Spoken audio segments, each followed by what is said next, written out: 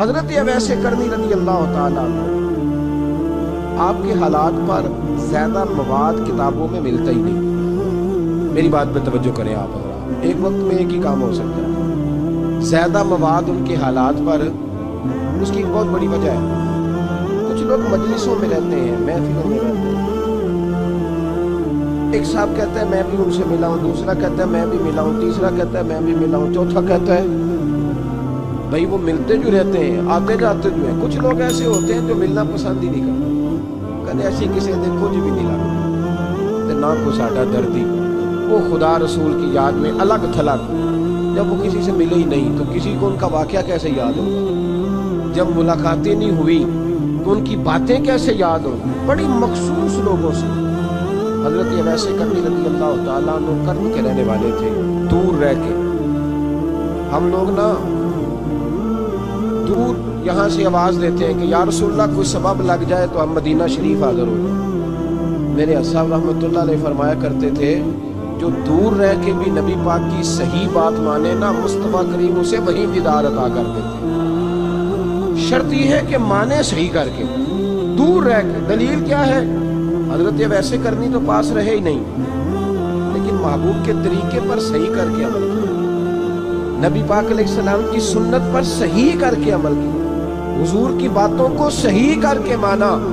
قریب نہیں تھے، قرن میں تھے، دور تھے، لیکن میرے محبوب نے بٹن کھول کے یمن کی طرف چہرہ مبارک کر کے ٹھنڈی سانس لے کے فرمایا ادھر سے نا مجھے رب رحمان کی خوشبو آتی ہے، ادھر سے مجھے رب رحمان کی خوشبو آتی ہے. بھائی تو بات مان، تو جہاں بھی ہے. ابھی میں اپنے ایک دوست کو سمجھا رہا تھا کہ خوشامد اور ہوتی ہے اور محبت اور ہوتی ہے. منہ پہ لوگ بڑی کھل کے خوشامد کر دیتے ہیں، لیکن سمجھ آ رہی ہوتی ہے کہ جو کہہ رہا ہے نا اس کی باڈی لینگویج اس کا ساتھ نہیں دے رہی، غلط کہہ رہا ہے، جھوٹ بول رہا ہے. یہ جو کہہ رہا ہے نا یہ خوشامد ہے. لوگ کام لینے کے لیے نہیں بعض اوقات بڑھا چڑھا کے، چھوٹے بندے کو نہیں بندہ بڑھا چڑھاؤ، بیٹا تو ہے ہی بڑا دلیر، جا میرا پتر بھاگ کے. تو یہ تعریف نہیں ہو رہی، یہ خوشامد ہے. اور بھائی خوشامد اور محبت میں کچھ لوگ سامنے آ کے بڑی خوشامد کرتے ہیں پر محبت نہیں کرتے. بڑی خوشامد قرآن پڑھ کے دیکھیں، قرآن پڑھ کے دیکھیں وَمِنَ النَّاسِ مَن يَقُولُ آمَنَّا بِاللَّهِ وَبِالْيَوْمِ الْآخِرِ وَمَا هُمْ بِمُؤْمِنِينَ. محبوب تیرے سامنے آ کے لوگ کہتے ہیں ہم اللہ پر اور آخرت پر ایمان لائے، تیرے سامنے آ کے کہتے ہیں، پر محبوبہ یہ ایمان والے، اللہ کہہ رہا ہے یہ ایمان والے.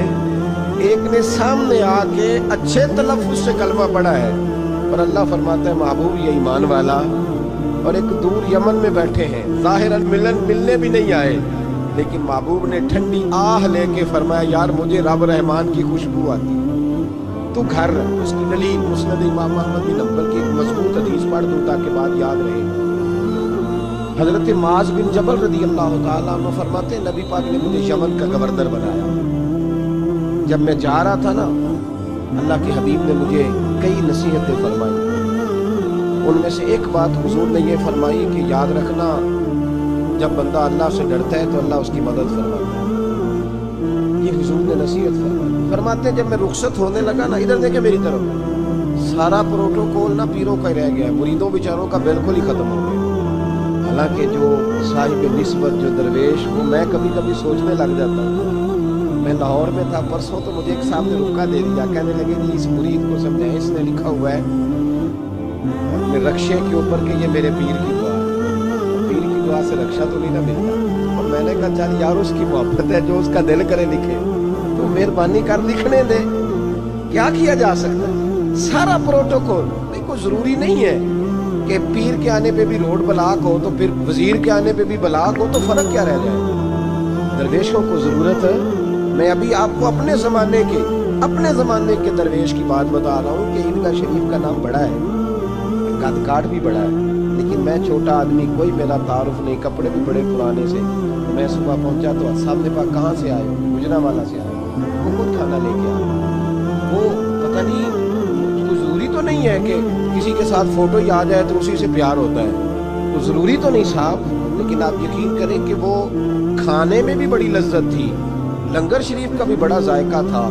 لیکن کبھی کبھی رات کو جب یاد کرتا ہوں تو وہ جو اپنے بوڑھے ہاتھوں سے وہ چنگیر اٹھا کے لا رہے تھے نا، اس کی روشنی میرے دل کو ٹھنڈا کر جاتی ہے. او بھائی یہ کیفیات ہوتی، کیا ضرورت تھی؟ بڑے خادم تھے ان کے، کسی کو بھی اشارہ کرتے تو آ جاتا، کوئی مسئلہ تو نہیں ہوتا۔ یاد رکھیں نبی پاک صلی اللہ علیہ وسلم کا یہ کمال تھا کہ حضور چھوٹوں کو عزت دیتے تھے، نوازتے تھے محبوب کریم۔ حضرت معاذ بن جبل کہتے ہیں میرے نصیب دیکھو، میں یمن جا رہا ہوں، حضور نے گورنر بنایا ہے اور نبی پاک علیہ السلام مدینے کی سرحد تک مجھے چھوڑنے آئے، حضور چھوڑنے آئے، نبی پاک غلام کا پروٹوکول، نبی پاک چھوڑنے آئے۔ بے خبر ہو جو غلاموں سے وہ آقا کیا ہے، اور پھر بندہ مٹ جائے نہ آقا پہ تو وہ بندہ کیا ہے۔ حضور چھوڑنے آئے، ساری باتیں بتانے کے بعد حبیب نے فرمایا معاذ ایک بات آخری سن لے۔ یا رسول اللہ وہ کیا؟ فرمایا ہو سکتا ہے جب تو واپس آئے تو تیری میری ملاقات نہ ہو، تو میری قبر سے گزرے۔ حضرت معاذ گھوڑے پہ بیٹھے تھے، چھلانگ لگا کے قدموں میں آ گئے، کہنے لگے یا رسول اللہ میں نے گورنری کیا کر دی، مہربانی کریں، جنہاں دے دل پر جانی بچھڑن کون روے پھر تھوڑا، یہ سب روگاں دا روگ محمد جس کا نام بچھوڑا۔ حضور نہیں جانا، یہیں رہنے دیں۔ یہ مسند امام احمد بن حنبل میں حدیث موجود ہے، محبوب نے کندھوں سے پکڑ کے اٹھایا اور سینے سے لگایا، فرمایا معاذ تو جہاں بھی جائے تقوی اختیار کرنا، میرا امتی اگر متقی ہو تو میں اس کے ساتھ ہی رہا کرتا ہوں، شرط یہ ہے کہ پرہیزگار ہو، متقی۔ حضرت ویسے کرنی سے حضور کو خوشبو آتی، یہاں امتی بات نہیں مانتا، عمل نہیں کرتا، بلکہ تاریخیں دیتا ہے، کہتا ہے نماز روزے آئیں گے تو پھر شروع کروں گا، اور داڑھی جب سارا سر سفید ہو جائے گا پھر رکھوں گا، اور سچ تب بولوں گا جب ساری دنیا بولنے لگ جائے گی، پہلے نہیں بولوں گا۔ اور بھائی آج آغاز کر ابھی سے۔ حضرت ویسے کرنی رضی اللہ تعالیٰ عنہ مسلمان ہوئے، بڑا دل چاہتا تھا حضور سے ملنے، آئے بھی 2 دفعہ، آپ نے باتیں سنی ہوئی۔